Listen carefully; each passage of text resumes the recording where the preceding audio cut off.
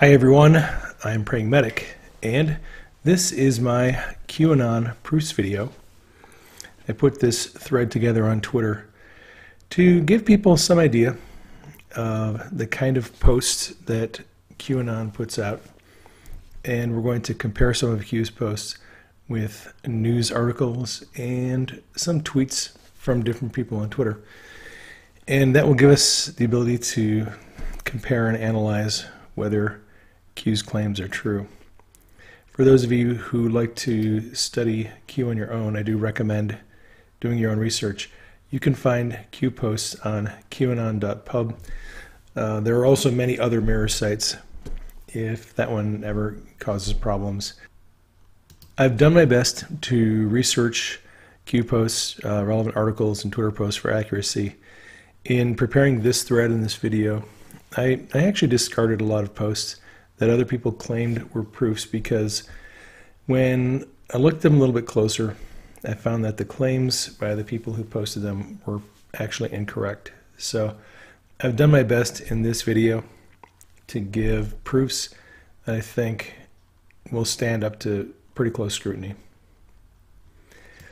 That is not to say that any of the posts that people have used are invalid or that Q is proven to be wrong, but it does mean that people make claims about the things that Q posts, such as Q posted this before the president posted it. And if you look carefully at the timestamps, many of those claims are actually not true. Speaking of timestamps, in this thread and in this video, there are going to be tweets with timestamps, and I think a word of caution is in order. I had to do a lot of research before I put this together because I wanted to make sure I understood the issue of timestamps. Twitter timestamps are not universal. The timestamps that a particular person sees when they're on Twitter, on an original tweet, is determined by their own time zone setting. So 2 or 3 different people in different time zones will see different timestamps on the same tweet. And when people take screen captures of tweets and then they use those later as a reference point for proofs, if you don't reference the time zone, it's really hard to understand whether this tweet became before that post or not. Here's an example of what I'm talking about here. This image displays the same tweet from 4 different people who took screen captures, and you see the upper left there, the timestamp is 8:26 a.m. The one on the upper right is 5:26 a.m. In the lower right, it's 7:26 a.m. and in the lower left it's 9:26 a.m. When you're taking screenshots of time-stamped posts, you have to understand what time zone that was taken from. So I recommend that if you're going to do research on these things, always take the screen captures yourself if possible, so you know what time zone you're going to be viewing these tweets and posts from. I did use this website to do my research for this thread. I actually like it. It's called Did Trump Tweet It? And it has a list of, it just archives all the president's tweets, and it's got a calendar over here where you can go back in time and look at different dates and look at all the things that the president has tweeted. And when you click on a tweet, it will take you to Twitter and it'll show you that actual tweet. This is the president's latest tweet from this afternoon. And you can always get a timestamp that is in your time zone. I don't think there's any post by Q that all by itself would be a compelling argument to prove the claims of Q. I would ask you to objectively and thoughtfully consider them as a whole and ask yourself what their relevance might be. I'm going to start off with this post from Q from November 2nd of 2017, just for those of you who are not familiar. Prior to, I think, the first or second week of December, Q is posting on 4chan. You see these green backgrounds, and you'll see just a identifier anonymous. Q didn't have a trip code at that time, so you'll see in later posts there is a trip code up here that identifies Q. But prior to that, that was not the case. So Q posted this, and what I would draw your attention to is this upper right-hand message here. Why has the president dedicated so much time into labeling the mainstream media as fake news, and then on the lower left is actually the answer. The flow of information is no longer controlled by the mainstream media, but by you and others, and that is what I've noticed. The president has gone out of his way to help people understand it's not just that the news attacks the president. That's not why he calls them fake news. He is attacking the mainstream media because they have a perverted, twisted narrative. They are paid to spin news a certain way with a certain agenda. And I have noticed on Twitter and YouTube that average people are becoming the ones that people are turning to get their information. And that's one of the things that Q is helping us with, is giving us valid information that counters the mainstream media's narrative. Going to another part of this same post from November 2nd, Q asked a series of questions. How did Saudi Arabia welcome President Trump during his trip? Why was this historic and not covered by the mainstream media? How did Saudi Arabia welcome Barack Obama, B.O., during his trip? How did they welcome Hillary during her trip? Why is it relevant? Not suggesting Saudi Arabia is clean by any means, but they play a role in the global game of risk. So we're going to talk a little bit about Saudi Arabia in this first few minutes, looking at a couple of different posts. And again, this is from November 2nd. This post is from November 3rd, and Q asks, why did JK, Jared Kushner, travel to Saudi Arabia recently? What is Saudi Arabia SA known for? Where do the biggest donations originate from? Why is it relevant? What else is relevant with Saudi Arabia? Safe harbor, port of transfer. Why was there a recent smear campaign against Jared Kushner and the president? Why is the timing important? Who released the article, the smear article? The Council of Wizards and Warlocks cannot be defeated. Nice view up here. Council of Wizards and Warlocks is just an inside term that they use in the Q group. All right. Here's a story on Jared Kushner's unannounced trip to Saudi Arabia. Q mentioned this, I think, was the last week of October. Kushner made an unannounced trip there. So Q posted these questions on November 3rd. On November 4th, the Saudi royal family, including Prince Al-Walid bin Talal, were arrested.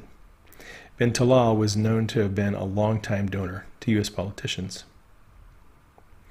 So we have to ask, is that just a coincidence that Q is talking about Saudi Arabia, donors, and then a couple of days later, all these Saudi princes are arrested? On November 2nd, 2 days prior to the arrest of the Saudi princes, Q asked why Jared Kushner traveled to Saudi Arabia in person to have a face-to-face interview instead of making a phone call. So this is November 2nd. Who took an undisclosed trip to Saudi Arabia?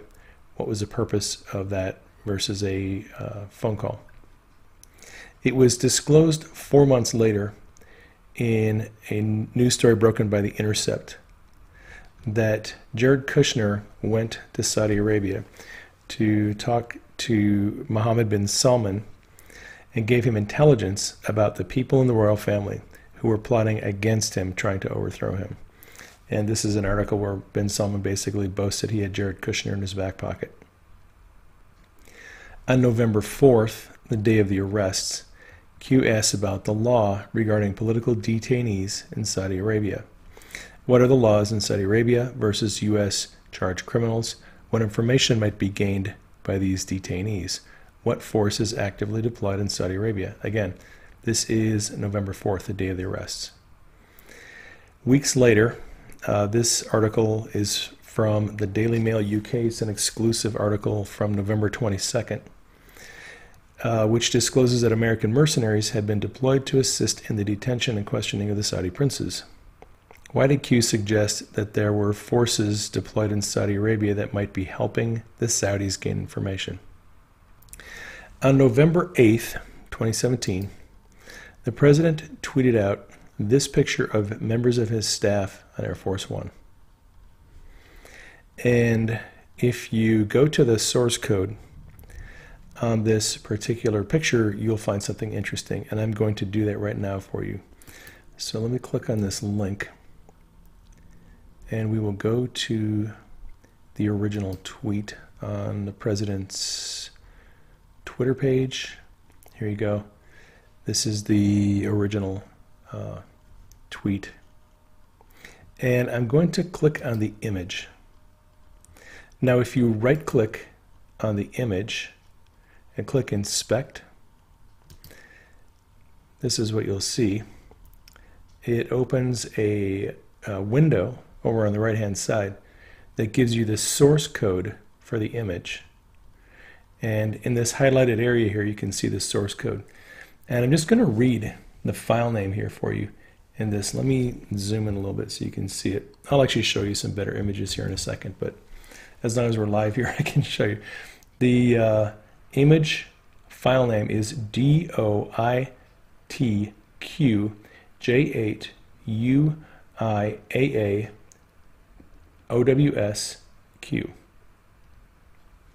All right, now I'm going to close this and we'll go back to my thread on Twitter. And these next tweets, I just show how to find that source code. Here's the file name here. If you assume that Twitter randomly assigns file names to uploaded images, what do you think the odds are that the file name would begin with the 5 letters DOITQ?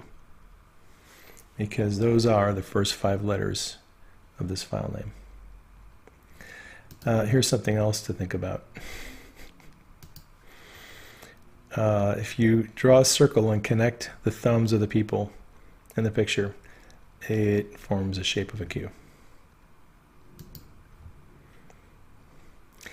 All right, moving along.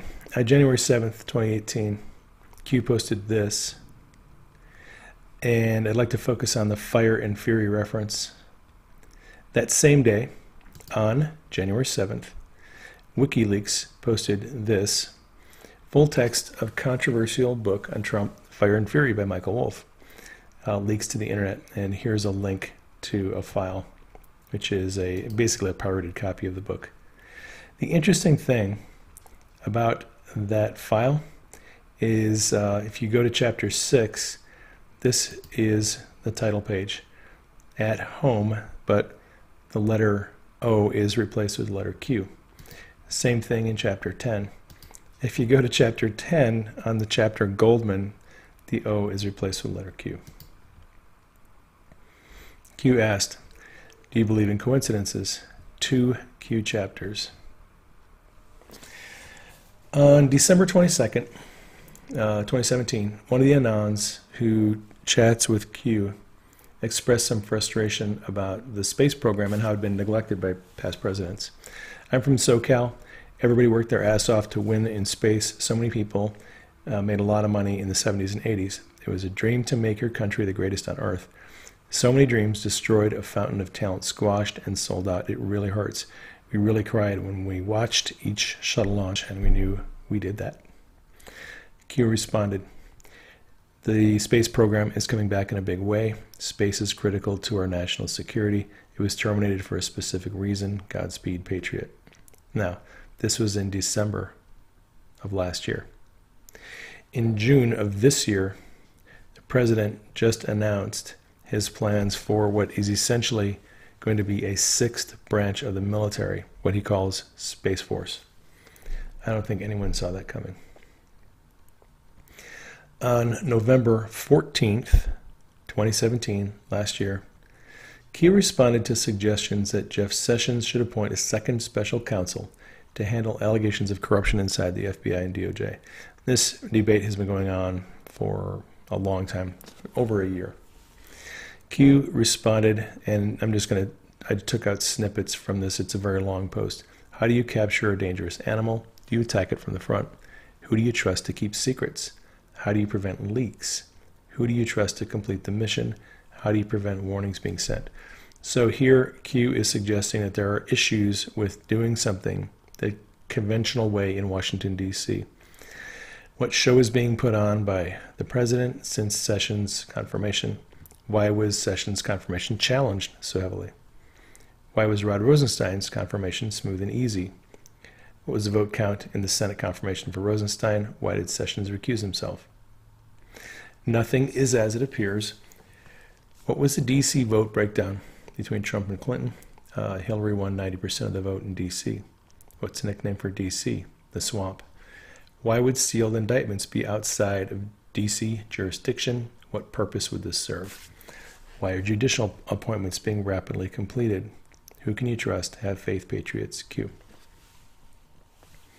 So in November of last year, Q was suggesting that a prosecutor may be working outside of D.C. to seal indictments to prosecute the swamp. That announcement wasn't made public until March of 2018, when Jeff Sessions announced that he'd appointed a U.S. attorney outside of Washington to work with Inspector General Mike Horowitz to handle allegations of corruption inside the FBI and DOJ. That U.S. attorney is John Huber. In posts from 2017, Q occasionally referenced the Pope and the Vatican, suggesting that there was trouble coming. In this post from November 14th of last year, after talking politics and terrorism for a while, Q posted a version of the Lord's Prayer that is found in the Catholic Bible, right here. A few weeks later, in December of 2017, the Pope announced that he was considering making changes to the Lord's Prayer. On April 3rd, Q posted this. People were asking if he could give some information about things that were coming in the future. Q said, the Pope will have a terrible May. Those who backed him will be pushed into the light, dark to light, truth, Q. In May, 34 bishops from Chile offered to resign over the cover-up of the church's sex abuse scandal. Also in May, it was announced that a high-ranking Vatican official, one of the cardinals, would be facing 2 separate trials over sex crime allegations. Also in May, it was revealed that the Vatican had paid nearly $4 billion to settle sex assault cases. This article on May 2nd says that the Pope privately admitted he was a large part of the problem involving the church's sex scandal.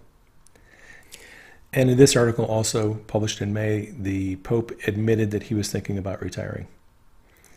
So May was not a good month for the Pope. On the eve of the President's State of the Union address, January 29th of this year, 2018, one of the Anons asked if Q could maybe work the phrase tip-top into the State of the Union address as a shout-out to the board. That did not happen. However, on Easter weekend, during the Easter egg roll, the President did manage to work that phrase into his speech, and I'll let you listen to it. Welcome to the 2018 White House Easter egg roll. So many people, you know, it was supposed to be pouring, the weather. It was supposed to be very rainy and nasty and cold and windy. And look what we have. Perfect weather. Perfect weather. Beautiful weather. Thank you all for being here, folks. Thank you all. I want to really thank the First Lady, Melania, who has done an incredible job. She worked so hard on this event, and so I want to thank you. That's beautiful. Also, I want to thank the White House Historical Association and all of the people that worked so hard with Melania, with everybody, to keep this incredible house or building or whatever you want to call it, because there really is no name for it. It is special. And we keep it in tip-top shape. We call it sometimes tippy-top shape. And it's a great, great place. The Anons caught the President's shout-out to them. Q said, it was requested. Did you listen today? On January 19th of 2018, Q posted this. Hussein, Cabinet and Staff. Hussein is Q's way of referring to President Obama. Who used private email addresses? What was the purpose? And then he lists off here the initials of a lot of people. Laura Lynch, Hillary Clinton, James Comey, Susan Rice, John Brennan, Huma Abedin, Valerie Jarrett, etc. There are 13 names total in this list. And again, remember, this is from January. In June, when the Inspector General's report came out, there was a footnote that read, FBI analyst and prosecutor number 2 told us that former President Barack Obama was one of 13 individuals with whom Hillary Clinton had direct contact using her clintonemail.com account.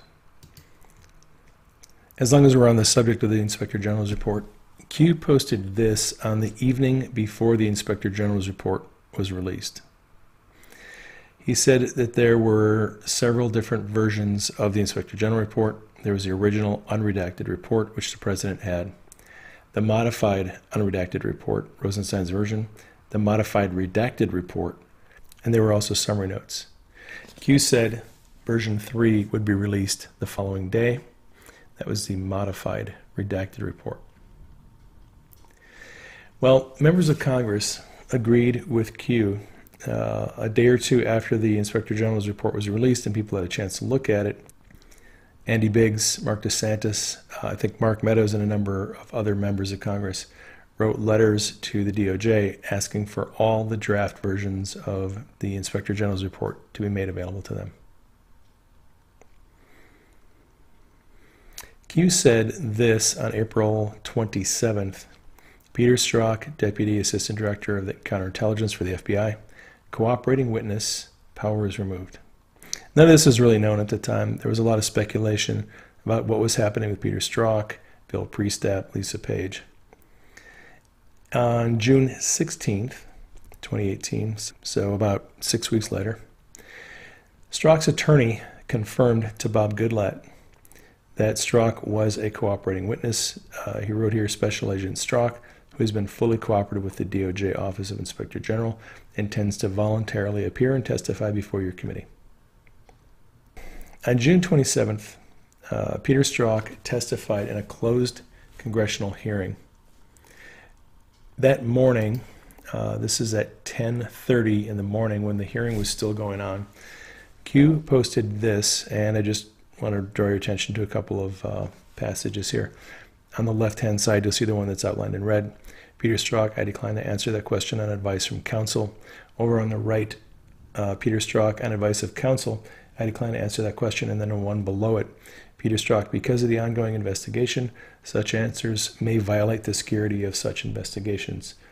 Q suggested here that Strzok refused to answer a number of questions in that hearing. Later that day, Bob Goodlatte, who was in the hearing, was interviewed on Fox News, and we'll get his take on what Strzok said during the hearing. So I would surmise that the nature of those questions had something to do with the initiation of all of this and whether or not he authorized or initiated any informants to try to interact with members of the Trump campaign or to try to create a pretext for an investigation. Were questions along those lines answered today? There are a lot of questions like that, and as I say, the FBI is instructing Mr. Strzok not to answer many, many questions. At this point, I can't get into the details. Q has had a lot to say about North Korea, and we'll begin this next section with a tweet by the president on November 14th, 2017, after he returned from his trip to Asia. And this is a video that the president tweeted out. It's a montage of different scenes from his trip in Asia. Now, an Anon reposted that tweet and asked, did anyone see this in the video? And Q responded, now this is on November 14th, isn't that curious what's below Q?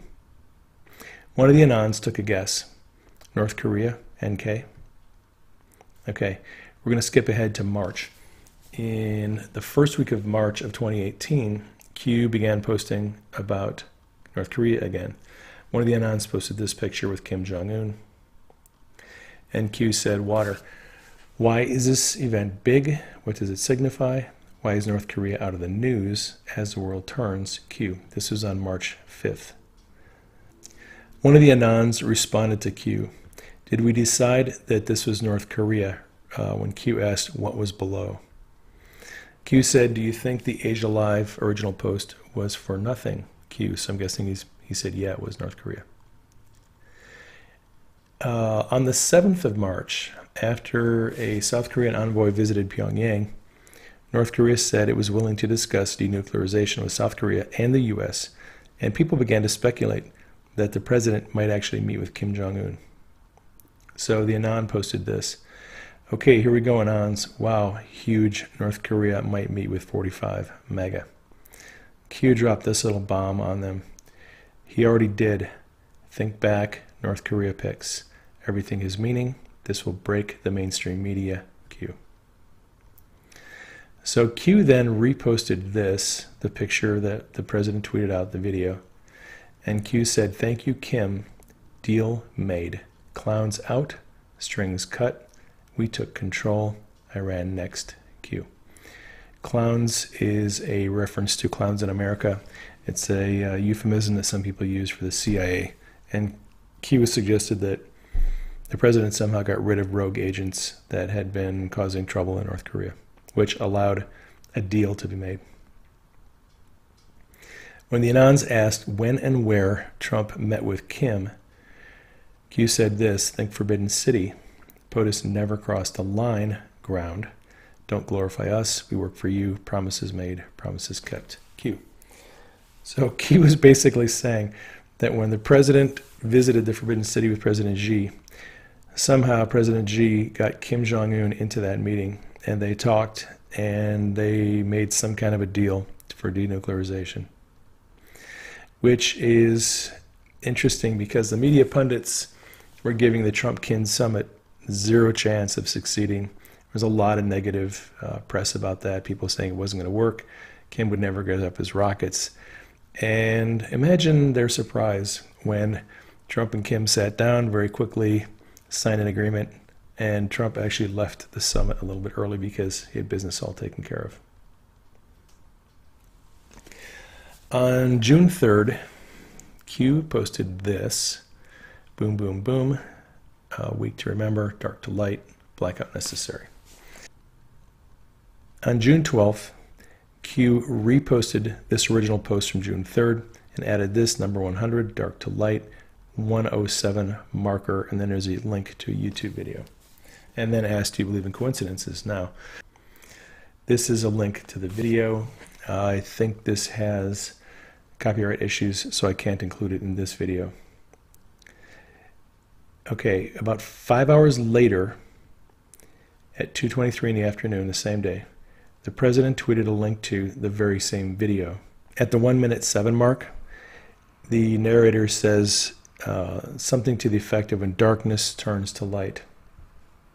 There is a link to this Twitter thread in the description box on this video, so you can go there and click on the link and check it out if you want to. On June 12th, the president was returning from his trip to Singapore. It was a busy day for Q. He posted this coded message. I have no idea what this top part of the message means, just a lot of letters and numbers, but the bottom part is interesting to look at. Castle arrival good, blue metal. All right, on June 13th, the next day, the POTUS scheduled Twitter account posted this, good to be back at the castle. No time for rest and relaxation. We must continue to serve the American people. So good to be back at castle. Castle arrival good. And again, this was posted a day after this one. Now, blue metal. What is that a reference to? I don't know. It's a tough question. Okay. We're going to go back to the Inspector General report post by Q on June 13th. Q said, did you witness the stage being set today? Go back to March. Q actually had used that phrase here, March 6th, stage set, Google, Facebook, Twitter, etc. are regulated, mainstream media is controlled. March 5th is the stage set for the drop of the Hillary video. Reread drops concerning stage. So this is a phrase that Q used from time to time. So a few days later, on March 8th, the president gave a speech on his plan to impose reciprocal taxes on foreign goods. And I have a little video of that speech. You can watch it here. So they charge us 50, we charge them 50. Right now, they'll charge us 50, we charge them nothing. Doesn't work. So that's called the reciprocal tax or mirror tax, and we're going to be doing a lot of that. It's the first year, we've really set the stage.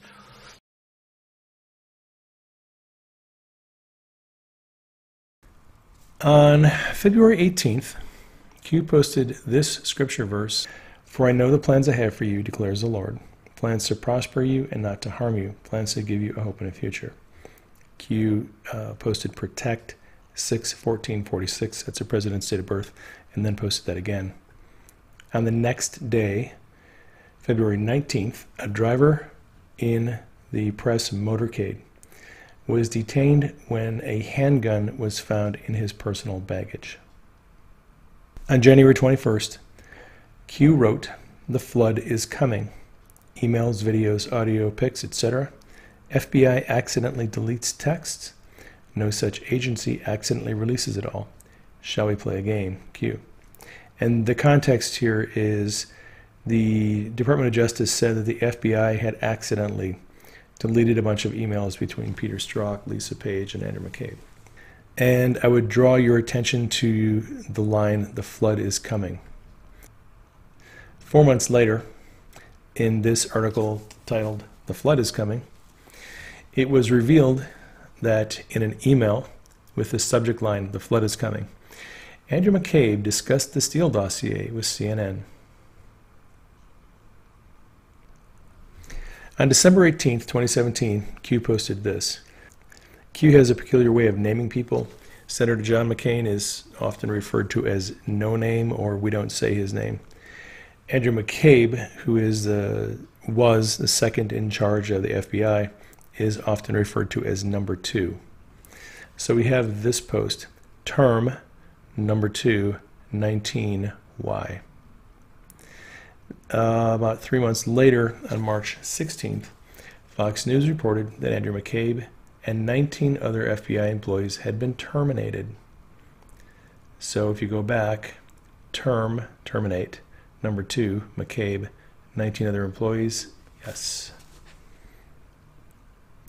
On April 20th, 2018, Allison Mack was arrested in connection to the Hollywood-based NXIVM sex cult. This article is actually pretty good. It was written several months later. It's a transcript of the arraignment on the day that Allison Mack was arrested, so it contains all the conversations between Mack, her attorney, and the judge. The last thing that the judge mentioned before concluding the hearing was a standard recommendation that Mack should consider cooperating with prosecutors. The news reports from that day make no mention of a plea deal. There wasn't a mention of a plea deal in the arraignment. The only news report said that Mack had been arrested and that she pled not guilty to the charges. At 5:30 p.m. on April 20th, the same day that Mack was arrested, Q posted this: "Mack is naming names, big names in Hollywood, government, local and federal. Proof: Standard Hotel, helicopter crash, it's all related. Future will prove past. A.S. Adam Schiff, are you feeling okay? Why is the Mexican border, Long Beach port so important? TikTok, LLC, Q." All right, what's relevant here is on the evening that Allison Mack was arrested, Q said she was naming names. She was already cooperating with prosecutors and naming names of politicians and people in Hollywood.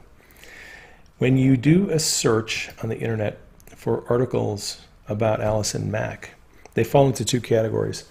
Anything that's reported after April 20th, the day that she was arrested, generally talks about her arrest and the fact that she pled guilty. The articles after April 23rd talk about her negotiating a plea deal with prosecutors. The interesting thing is, I didn't find any news articles that talked about the plea deal prior to April 23rd, yet somehow Q knew that Mack had already negotiated a plea deal that night. On November 25th, Q posted this coded message. Note the timestamp 12:35. And the coded message is _conf _go twit _p _act -small hashtag red1 underscore red2 underscore. What the heck does that mean?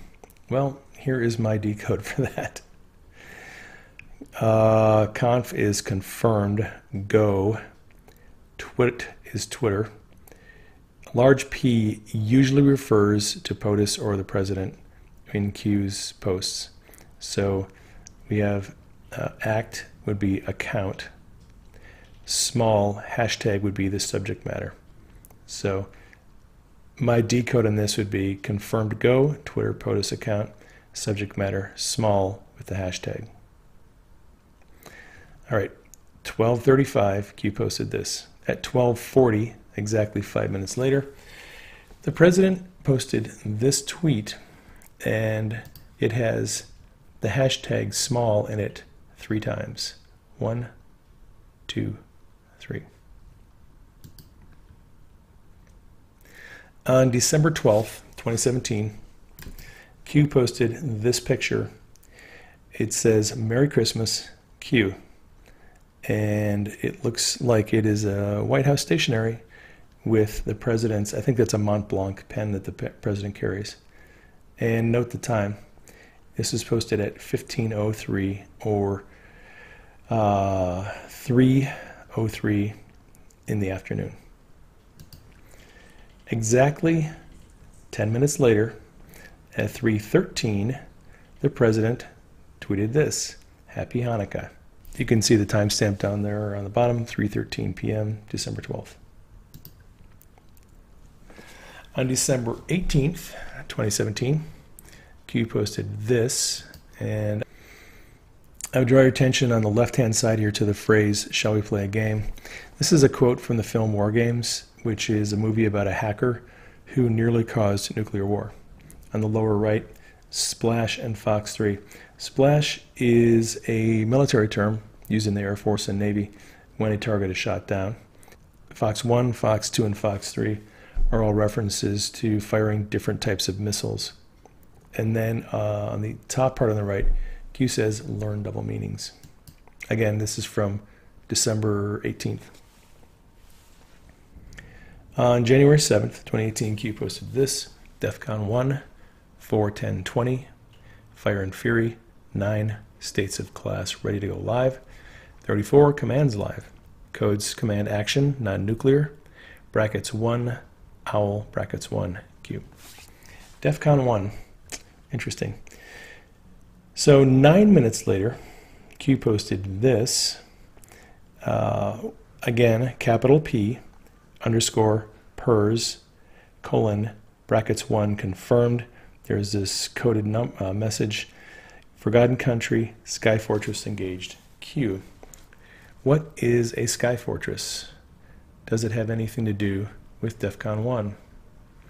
Well, it's interesting because 6 days later, we had the Hawaiian false missile alert, where an inbound ballistic missile was supposedly coming for Hawaii, and an alert went off.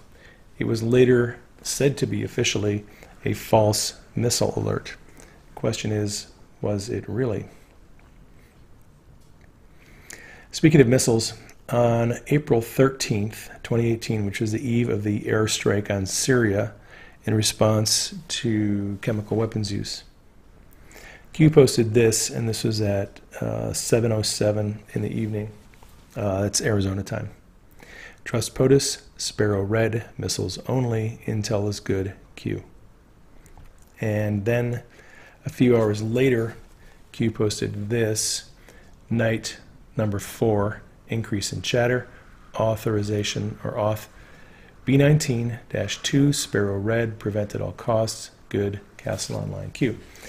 Well, 2 days later, on April 15th, we got this tweet from the Department of Defense. The 28th Bomb Wing, B-1B Lancers, takes off on a strike mission on April 13th in response to the multinational response to Syria's recent use of chemical weapons. 2 B-1Bs employed 19 JASSM-ER missiles. First combat deployment of this newly developed weapon. You have B1, you have 19, 19, and you have 2, and you have 2. Coincidence? This is a post on Eric Trump's Twitter page. There's a link to this in the tweet on my Twitter timeline. There are a lot more proofs out there about Q. They are waiting for us to go and discover them. I hope you take some time and go look for them. Happy hunting. So be encouraged, Patriots. Keep us in prayer. Keep Q and the team in prayer. Keep the president in prayer. Thank you for your support. Thank you for sharing this on social media. That is all I have for you on this update. This is Prairie Medic signing off. I will catch you on the next broadcast.